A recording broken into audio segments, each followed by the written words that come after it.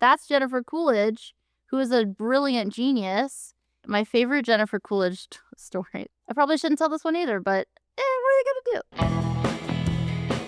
Hi, I'm Kat Dennings. I'm gonna do a little co-star photo album.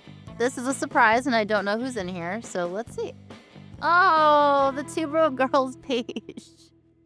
Whoever made this album did a really nice job. Look at this glitter. I love it. Beth Bears. I have known her like my whole life at this point. How long can sushi be sitting out?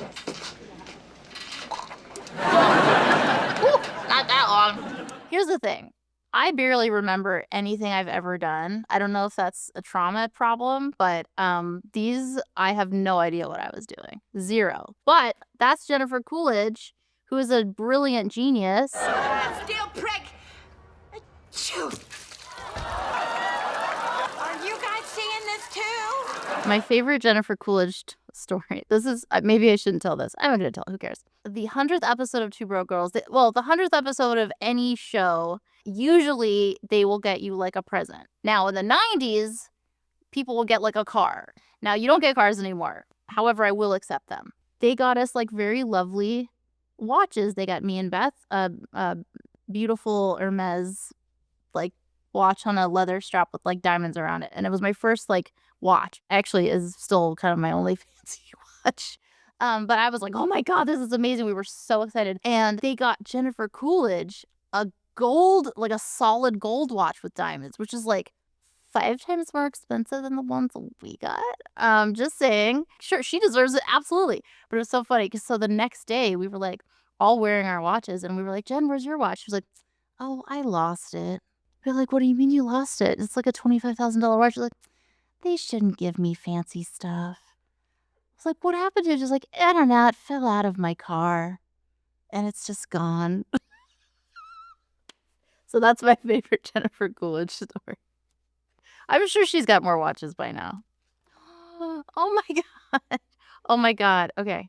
These are pictures from the 40-Year-Old Virgin premiere 1,000 years ago. Actually, 20 years ago. I cannot believe that you're allowed to have sex, but I'm not. That is so unfair. I'm gonna head out. You should go. Oh, Yeah. Jesus. Adorable. Oh, this is recent. Oh my God. A compliment. Well, you know what? Catherine Keener is so beautiful and also funny and also wonderful.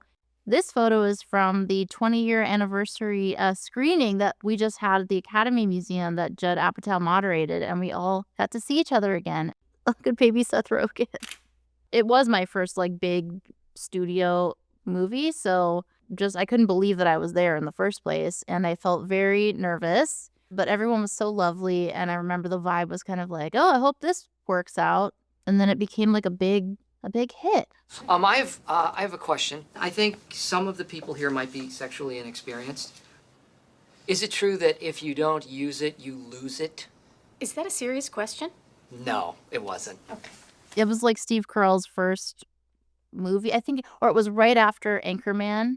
Another beloved person in the business, like everybody knows that Steve is like one of the nicest people in the world. He is the best. I remember there was a car scene that was very sweet between the two of us, and I was driving the car, and in real life I did not have my permit nor my license. We were on a rig, meaning there was a car in front of us pulling the car, but I did not look like I knew what I was doing. I do remember like the style of improv that they were doing because the Apatow crew is like known for their incredible comedy improv. It feels like a bag of sand when you're touching it. Bag of sand? That was all brand new to me, and every take was completely different, and I was sitting there like, oh my God, those aren't the lines, you know, because I had never done that before. And sometimes Judd would yell a new line at you right before you shot, like, Cat, say this instead. All right, action. I was like, what? Oh, it's Nick and Norah. Oh, Michael Cera, this is so sweet. We shot all night shoots because it's set in one night in New York. So that means we shot like 44 nights straight, which was like a crazy experience because if you've ever been in New York, you know how the nights go. I mean, we had people throwing unripe avocados into the crew. I can't really. Someone pulled over and started screaming, Denzel Washington, during takes. he was not there. I don't know what that was about. This is Ari Grainer, who is a brilliant actress and a wonderful person. I miss her. Ari, hit me up. Hi. I know this is gonna sound weird and I'm a total stranger, but would you be my boyfriend for 5 minutes? What? This film changed a lot for me because it was a really small movie technically, but it was also like a studio movie. So it was kind of like a, how's it gonna go? And it did really well. And I was kind of an unknown. Like I was not a typical pick for like a romantic lead character. So I think they took a little bit of a risk. And yeah, it did well. So this kind of started things off for me, which was very unexpected. I kind of thought I'd be doing like tiny indie movies in Canada forever. Not that there's anything wrong with that, but I was not making any money from those. God bless. Okay. Oh, look, it's shifting gears. Oh, God, I've aged. This is a lovely show that I'm currently on called Shifting Gears that I love very much. Tim Allen, National Treasure. Look at him. He loves me. You can really tell it. Do you know anything about bookkeeping? There's a strip club in Vegas that's never been audited thanks to me. I mean, they were shut down, but for health code reasons. Tim Allen is actually like a real sweetheart. He's like a gruff dude, you know, like he really is this guy. But he's very like tenderhearted and sweet. And he has 2 daughters. So I know he, like this morning, he gave me a big hug and he was like, hello, TV daughter. I was like, hi, TV dad. And he was like, you're like my real daughter, but you know what I mean. I was like, no, I'm not. It's okay. You don't have to say that. But he's just like a very generous person. He loves to entertain people. He wants everyone to have a good time. He wants the crew to have a good time. It's a really good vibe. I hope we get 100 episodes.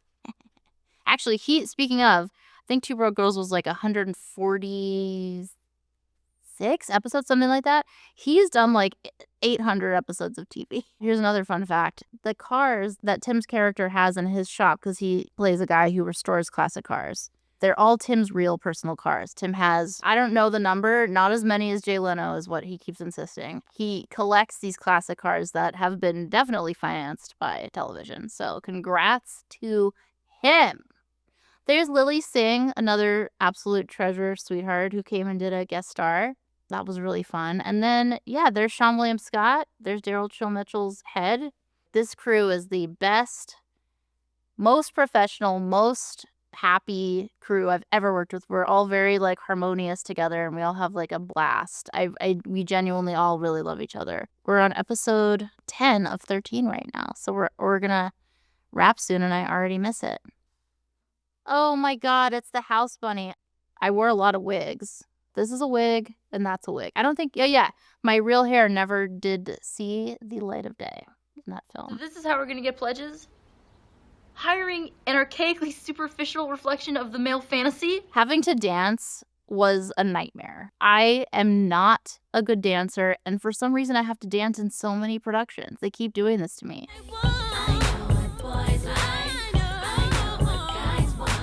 Tony Basil choreographed the dance. The Hey Mickey lady, you know?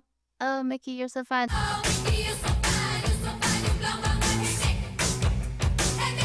Which is like pretty incredible because she's like an icon. This is Anna Faris. This was like her baby. She really championed this project and it became such a big thing for her and it's very well deserved. You might know multi-Academy Award winner Emma Stone.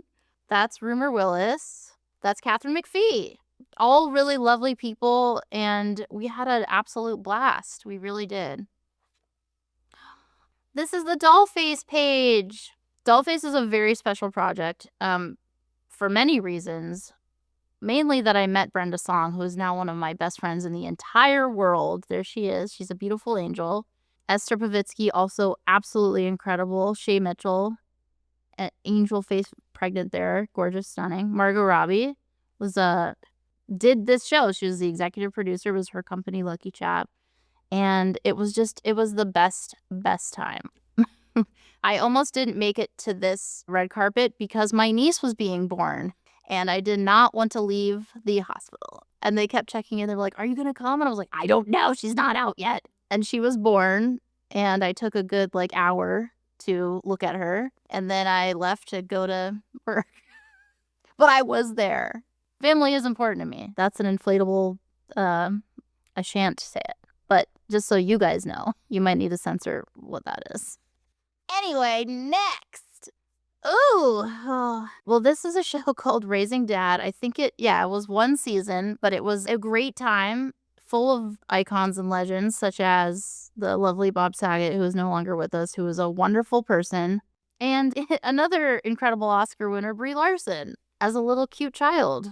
The crazy thing is I grew up watching the WB. I know the young people here will not remember the WB. I grew up watching it. It was like Dawson's Creek and Felicity and all those. Those were my favorites. So I could not believe that I was on the WB and I got to do like the WB. Like you shot like this intro thing that they would air like before and after commercials where your like hair was blowing and it said WB behind you and stuff. And I got to do one and that was exciting. Saget and Kat Dennings in the comedy premiere of Raising Dad.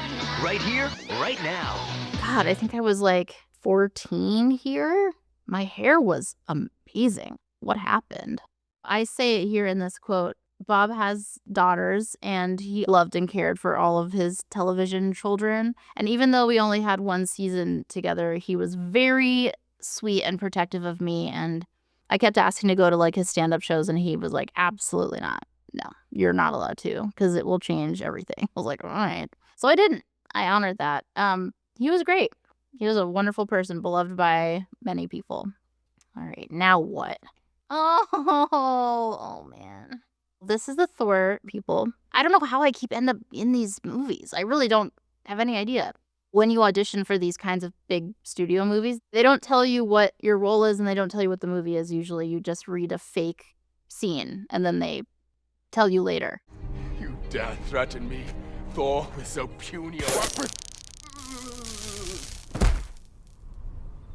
What? He was freaking me out. I had a crazy audition process for this. I went in a bunch of times not knowing what this role was supposed to be.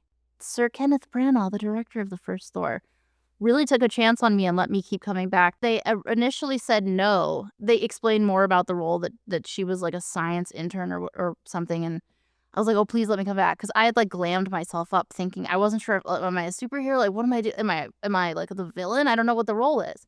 So once I knew, I was like, this is me. Please let me come back. They were like, all right, well, wear your glasses. So I came in with my glasses and like my brother's clothes like I usually dress. They came and got me in the waiting room at the casting office and they said, okay, when you come in character and just roll with it. All of the Marvel executives were sitting behind the camera. They started a big choreographed fight, like an argument. And they were like standing up and like throwing chairs around the room and like screaming at each other and doing like all this intense fighting. And they just wanted to see how I reacted to it. Whatever I did, that was like my final audition. And somehow I ended up in a bunch of these movies and I'm so grateful. Name? He said it was Thor? Thor. And your relationship to him? I've never met him before. Until she hit him with a car. I grazed him. I knew Natalie Portman, another angel on Earth. We had some of the same friends, and I was just amazed at how like cool and down to earth and normal she is. During rehearsals for this movie, they kind of saw our friendship and it developed this role, which is why this quote is here. Friendship magic is the reason I'm here today. And it is! I have loved my co-stars over the years. I have had such great memories and so much fun with everybody. And it's amazing to see it all together like this. It makes me feel old and proud and like it's time to like get a farm and maybe some goats or something. Took a sharp turn into goat land.